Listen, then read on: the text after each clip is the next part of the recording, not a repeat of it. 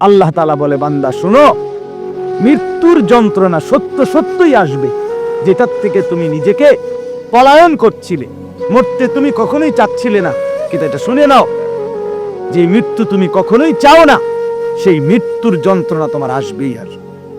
সাকরাতুল মউত, হাত্তাকে এমনকি আল্লাহর নবী সাল্লাল্লাহু আলাইহি সাল্লাম পর্যন্ত ইন্তেকালের পূর্বে নবীজি হাদিসে স্পষ্ট আছে, আম্মা জান আয়েশা বলছেন, নবীজি সাল্লাল্লাহু আলাইহি সাল্লাম একটা বাটির মধ্যে পানি দিছে, আর নিজের পবিত্র ডান হাত মোবারক দিয়ে হাত দিয়া এই বাটির পানির মধ্যে চুবাইতেছিলেন, আর কপালের ঘাম মুছতেছিলেন নবীজি, আর বলতেছিলেন, লা ইলাহা ইল্লাল্লাহ ইন্না লিল মাউতি সাকারাত। আল্লাহ, আপনি ছাড়া আর কোনো ইলাহ নাই, আহা মৃত্যুর তো বড়ই যন্ত্রণা। নবীজি বলতেছি, খুদ রাসূল বলতেছে, যার কষ্ট হওয়ার কোনো কারণ নেই, শুধু আল্লাহ তাআলা দেখাচ্ছিলেন, বন্ধু আপনার উম্মতের হালাত কেমন হয়। নবীজি বলতেছিলেন, হায় মৃত্যুর তো বড় যন্ত্রণা। হযরত ফাতেমা রাদিয়াল্লাহু তাআলা আনহা, ওই হাদিসে আছে, ফাতেমা রাদিয়াল্লাহু তাআলা আনহা তখন কাঁদতেছিলেন, নবীজির মেয়ে, আর কাঁদতে কাঁদতে বলতেছিলেন, ওয়া কারাবাহ ইয়া আবাতা, আরবীয় আফসোসের বাক্য, হায় আমার আব্বা, না জানি আপনার কি কষ্ট হচ্ছে।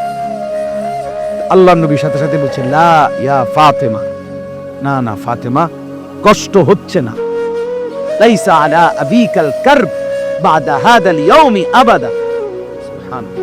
বললেন নবী, ফাতেমা শোনো, আজকে তোমার বাবার জিন্দেগীর কষ্ট সমাপ্ত হচ্ছে, আজকের পরে আর তোমার বাবার কোনো কষ্ট থাকবে না। 23 বছর আমি দিবা নিশি মেহনত করছি, কষ্ট করছি, কাঁদছি, চোখের পানি ফেলছি, পাথরের আঘাত সয়েছি, পেটে পাথর বেঁধেছি, ক্ষুধার কষ্ট, দান দান শহীদ করেছি, সারা দেহ রক্তাক্ত হয়েছে, আমার অনেক কষ্ট হয়েছে, ঠিক মতো ঘুমাই নাই, ঠিক মতো খানা খাই নাই, ঠিক মতো রাত্রি যে বিশ্রাম করি নাই, বিবিরে সময় দেই নাই, পরিবারকে সময় দেই নাই। এটা বলতে পারবে না এবারে নবীরে ভালোবাসে, এবারে গাল্লায় অন্য করে, আমার খুব হাসি আসে, জানে কি জবাব দিতে এগুলার, কি তো জবাব দিব আমি, কি জন্য জবাব দিব?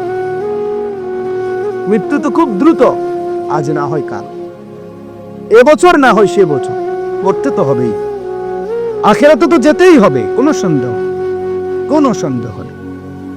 এজন্য বলতেছিলাম, আল্লাহর নবী সাল্লাল্লাহু আলাইহি ওয়াসাল্লাম বললেন যে আজকের পর থেকে তোমার বাবার আর কষ্ট থাকবে না।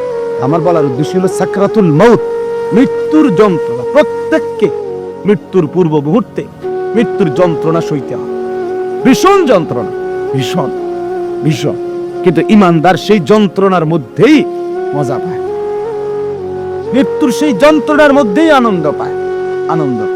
ঝাল তো খুব হইছে, কিন্তু স্বাদও তো লাগতেছে, ঠিকই না বলেন? শীতকালীন তরকারি ঝাল হইছে, বাকি শীতের ঠান্ডার মধ্যে শীত ঝাল তরকারি খাইতে মজাও তো পাচ্ছে, ঠিক এরকম মৃত্যুর যন্ত্রণা হইতেছে ঠিক, কিন্তু এই যন্ত্রণা মনে যেন চিরে ভিড়ে যাচ্ছে, কিন্তু ঈমানদারের দিল খুশি, কিছুক্ষণের মধ্যেই আমি আমার মাওলার জান্নাত দেখতে পাই। এটা তখন তাকে সব কষ্ট ভুলায়, সব কষ্ট। এজন্য হাদিসে আছে, নবীজির মৃত্যুর যন্ত্রণা তো হচ্ছে, মৃত্যুর সময় আল্লাহর নবী জবানে কি বলতেছিলেন, আল্লাহুম্মা রাফিকাল আলা, আল্লাহ আমি পরম বন্ধু, শ্রেষ্ঠ বন্ধু, আপনি মাওলার সান্নিধ্যেই যেতে চাই। তার মানে যেন আল্লাহ তাআলা বুঝাইছেন, বন্ধু মরবেনও না, আমাকে আর পাবেন কেন, মরতে তো হবে, আসতে তো হবেই আমার কাছে। একটা মজার উদাহরণ শুনেন, আমরা কিতাবে পড়ছি, ইব্রাহিম আলাইহিস সালাম, ওনাকে মালাকুল মউত আজরাইল ওনার জান কবজ করার জন্য আসছে। আসার পরে আজরাইল জি বলছে, হে আল্লাহর নবী ইব্রাহিম, আমি আসছি আপনার জান কবজ করতে, আপনি যাবেন? ইব্রাহিম আলাইহিস সালাম তখন মালাকুল মউত আজরাইলকে বলছে, আজরাইল কি বললা এটা? আচ্ছা তুমি আল্লাহকে একটা কথা জিজ্ঞেস করো, গিয়া যাও, একটা প্রশ্ন আমার। বলছে কি বলে? তখন ইব্রাহিম আলাইহিস সালাম বলছে আল্লাহকে তুমি গিয়া বলো আয়াকবিদুল খলিলু রূহা খলিলিহি, বন্ধু আরেক বন্ধুর কি জান কবজ করে? বন্ধু কি বন্ধুরে মাইরা ফেলে? মানে আমি না আল্লাহর বন্ধু, তো বন্ধু কেমনে বন্ধুর মাইরা লাই? এটা কেমন কথা?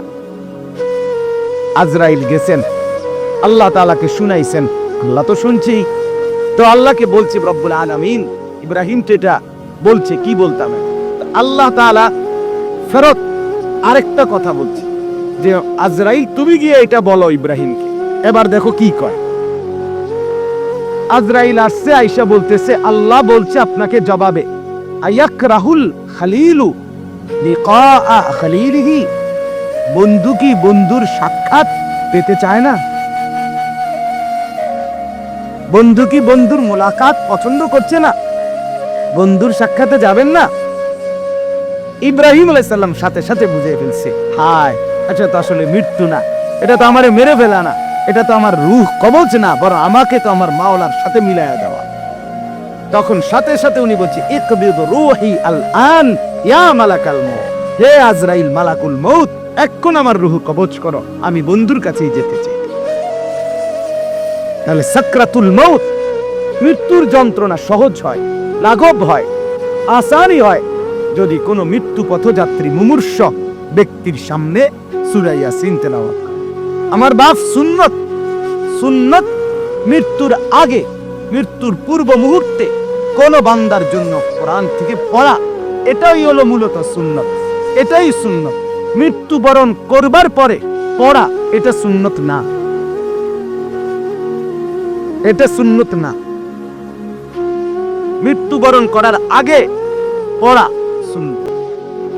এরপরে বলে তো কখনোই পড়ানো না, সেটা হলো স্বাভাবিকভাবে আমার আব্বার জন্য আমি দোয়া করব, তার জন্য কোরআনুল কারীম পড়ে পড়ে দোয়া করা, সেটা তো হলো সবসময়ের আমল আমার। কিন্তু এটাকে একটা রসম বানায় নেওয়া, নির্দিষ্ট নিয়ম বানায় নাও, মরছেন এইবার 10 জন দিয়ে এবার নির্ধারিত পদ্ধতিতে নির্দিষ্ট এই সময়ের ভিতরেই পড়াইতেই হবে, দোয়া পড়াইতেই হবে, খতম পড়াইতেই হবে, এর মাধ্যমে তাকে কবরবাসীর বা মৃত ব্যক্তিটার উপকার পৌঁছাইতেই হবে। এখন এভাবেই, এটাই নিয়ম, এটাই সিস্টেম, এটা সুন্নত না। এটা কি না বলেন না? সুন্নত না, সুন্নত নয়। আপনি বলবেন, আপনারা বলবেন এই জন্য এবারে ওয়াহাবি কয়, এই শেষ পর্যন্ত কথা শুনলে এটা কয়, দেখবা যেই কোনো কিছুতে এরা উল্টাটা কয়। আসলে উল্টাটা চলতে চলতে এখন বারোটা উল্টো হয়ে গেছে, বারোটা হয়ে গেছে উল্টা। সুন্নতটা হয়ে গেছে অপরিচিত, বিদআতটা হয়ে গেছে পরিচিত। এখন মুসলমানের ঘরে একটা দস্তরখানের কথা জিজ্ঞেস করলে এবার লুঙ্গি আনে, কি লুঙ্গি একটা আইনা বিছায়া দেয়, গামছা বিছায়া দেয়, অথবা সাদ্দুর কয় হুজুর এটাই সারবো, সারবলে এত কথা না। তুমি যে জানো না বেটা মুসলমান, এটা না বড় কথা, দুঃখের কথা। তুমি তোমার রাসূলের এতটুকু পরিচয় তোমার মধ্যে নাই। আল্লাহ তাআলা আমাদেরকে সুন্নতের মহব্বত করার তৌফিক দান করে। তাইলে আমি 2টা ফজিলত বললাম, এবার আরেকটা ফজিলত।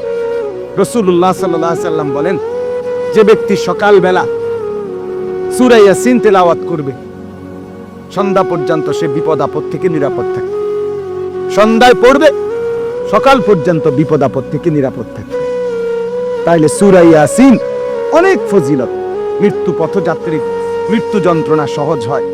এরপরে সকাল সন্ধ্যায় পড়লে তার আপনার বিপদ আপদ পরেশানি মুসিবত থেকে দূর হয়। সর্বোপরি সূরা ইয়াসিন এটার দ্বারা অনেক বেশি ফজিলত অর্জিত হয়। একজন ইমানদারের উচিত সূরা ইয়াসিনকে নিয়মিত তেলাওয়াতের অংশ হিসাবে গ্রহণ করে। আল্লাহ তাআলা আমাদেরকে তৌফিক দান করে।